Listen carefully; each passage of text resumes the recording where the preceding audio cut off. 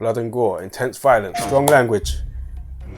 We're coming off of God of War 2018. How do you talk? It's getting so close. How do you deliver something that players I don't know will what the hell love is going on here. maybe just as much as God of War 2018? The pressure was tremendous. Yeah, you've got to live up to the expectations, that's why.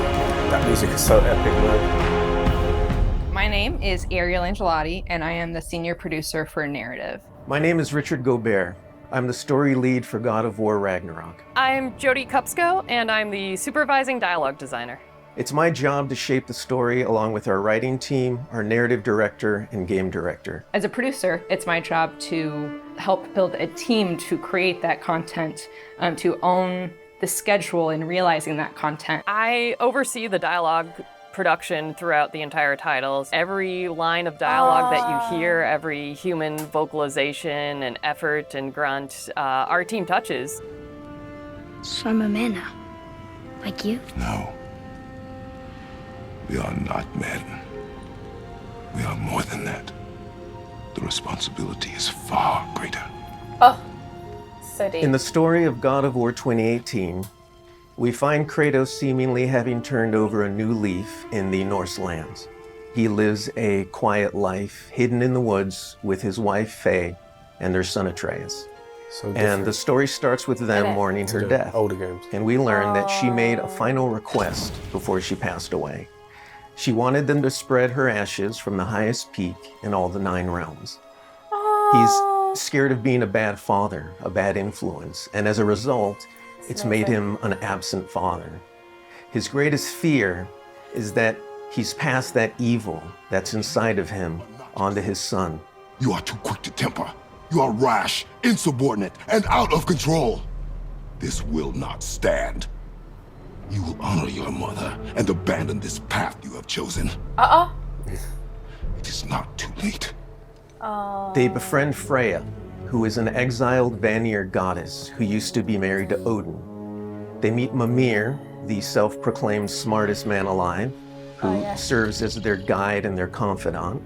And they meet the Holdra brothers, Brock and Sindri, who are world-class weaponsmiths who end up their main source of upgrades and equipment. Now, among the enemies they make are the Aesir gods, whose leader is none other than Odin, someone we never meet in God of War 2018, but who casts a very long and dark shadow over the 9 realms. There are consequences to killing a god! Why? How do you know? How do you know? After many adventures, Kratos and Atreus end up fulfilling Mom's wishes, and over the course of that journey, they find out more about each other and about themselves, and finally find a common ground between them. They become the close family unit that Faye hoped that they would become.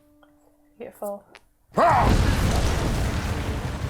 In God of War Ragnarok, we fast forward a few years, and little Atreus is now a teen, and they're back to hiding out in their home in the woods in Midgard.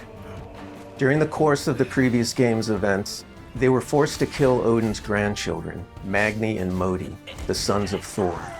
Thor does a lot of the lion's share of Odin's dirty work, and as a consequence, he's a very violent, unstable personality. At the end of the last game, they were also forced to kill Balder, the son of Odin and Freya, and that has its own set of consequences. He was a very powerful chess piece for Odin, one that Odin is incredibly bitter about losing. Freya has vowed vengeance against them for the killing of her son. Kratos and Atreus didn't want to kill him, they were friends with Freya, but Balder tried to kill her in front of them, and Kratos had no other option in the moment but to kill him to save Freya's life, even though it meant losing Freya's friendship. I will parade your cold body from every corner of every realm and feed your soul to the vilest filth in hell. That is my promise. He saved your life. He robbed me of everything.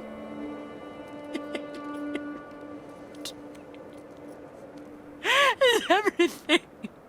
His death is also foretold to bring about Fimbulwinter, which is a brutal 3-year winter that is then followed by Ragnarok. It's an Still looks so apocalyptic good. war between all the Norse gods, the giants, the dwarves, and the elves, and an army of the dead. Oh my god. They're all destined to fight in a battle that basically ends the world.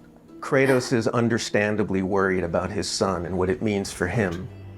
You get to go on this journey with how Atreus grows into a young adult and how Kratos grows into his next era in his life, and Better not kill him off. really see kind of the Oh, man. parent that he's striving to be, but the person he's striving to they be. will. Nah. I find that tale so incredibly relatable. Actually, no, not yet. Isn't We it had meant to be a started trilogy? shooting it's meant to plenty be a of trilogy. content before the pandemic hit. In fact, the week before we all went work from home, we were doing a shoot. I remember being on and off that set, running back to the office and having to talk to studio leadership about what was going down and how this was going to impact us moving forward. And those were trying times. For us, it was a very unique challenge because we had to bring in actors and we had to record them. And so we had to look at different ways of adapting our typical motion capture process and dialogue recording process so we can continue production and continue at the quality that we wanted for our players and our fans. We had some actors stand in for other characters, actors who were already, who were like core to one of the scenes, might just be able to play a background character in another scene to be able to avoid a situation where too many people were on set on any given day. We avoided compromising the story that we were trying to tell as a result of the pandemic and these limitations that we had to deal with.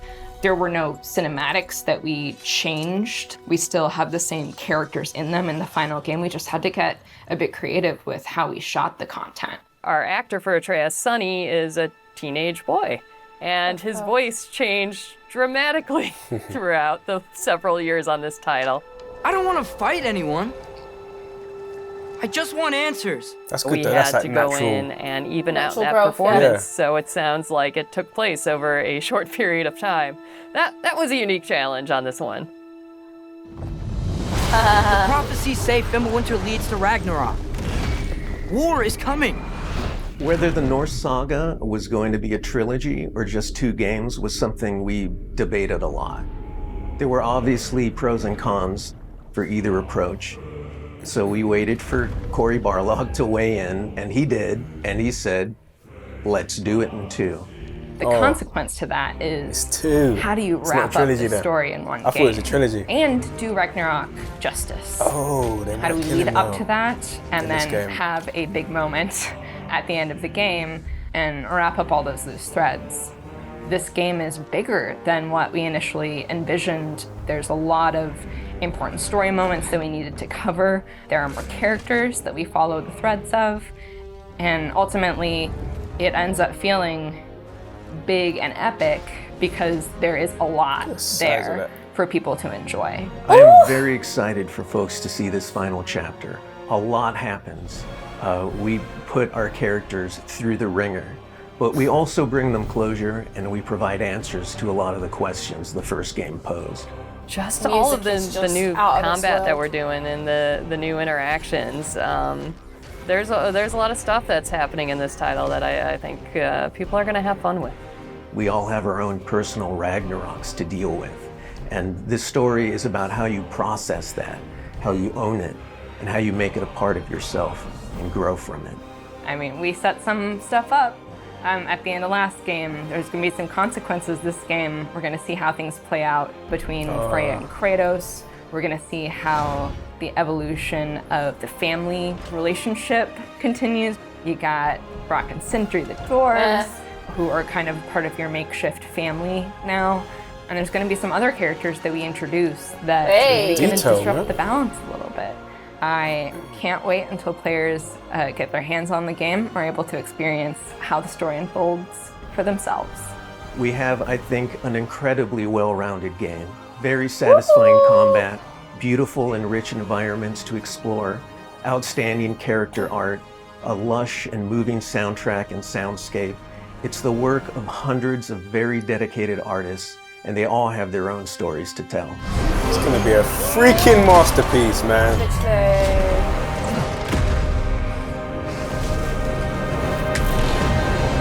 Oh! Yes. We like that one. Literally a few weeks. Cannot wait.